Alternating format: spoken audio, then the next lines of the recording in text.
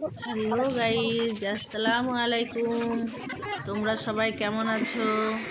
আজকে দেখাবো পুরা দিনের রান্না, কি কি রান্না করব সব তোমাদের দেখাবো এবং তোমাদের সামনে খেয়েও দেখাবো। এই যে পুঁই মুসুরি নিলাম, দেখলে তো।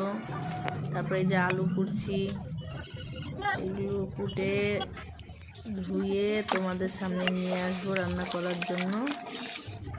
মাছ আছে, পুঁই শাক আছে, মাছ ভাজাও করবো। তারপরে এই যে মাছগুলো নিয়ে চলে এসেছি কাটার জন্য। ওদিকে পুঁই শাকগুলো কেটে ধুয়ে নিয়েছি। মাছগুলো কেটে ধুয়ে পরিষ্কার করে তবেই রান্নার কাছে যাব। সব ধুয়ে নিয়েছি, এবার রান্নার কাছে চলে এসেছি। এই যে দেখো আমাদের উঠানের গাছ গোছালি কত সুন্দর। এই যে কলতলায় এই হাঁসগুলো চড়ছে, খুব ভালো লাগছে দেখে, তার জন্য আমি ছবিটা তুলে নিলাম।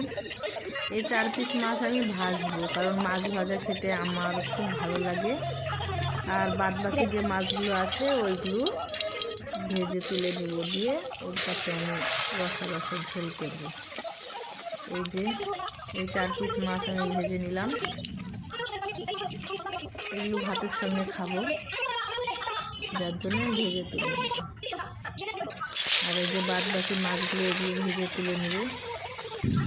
এই যে অর্ধেকটা দিয়ে দিলাম, কারণ সবগুলো কড়াই ধরলো না, যার জন্য অর্ধেকটা তুলে নিলাম। বাদ বাকি এগুলো অর্ধেকটা দিয়ে দিলাম। দেওয়ার পরে এগুলো তুলে নিয়ে মশলা করে নিব। এই যে তেল দিয়ে দিয়েছি, পেঁয়াজ দিয়ে দিয়েছি, টমেটো এবং বাটা মশলা আমি তো বাটি, এই যে লঙ্কা, জিরে, আদা, পেঁয়াজ সমস্ত কিছু আমি একসঙ্গে বেটে নিই।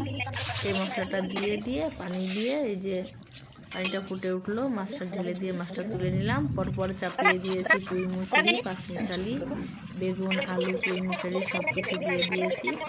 কড়াই চাপিয়ে দিয়েছি। এই যে কড়াই হয়ে গেল,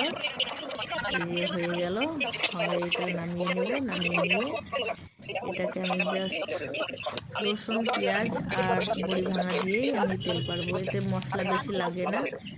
আমি এটাকে কি করি, রসুন পেঁয়াজ তেলে দেওয়ার পরে বড়ি ভাঙা থাকলে দিয়ে দিই।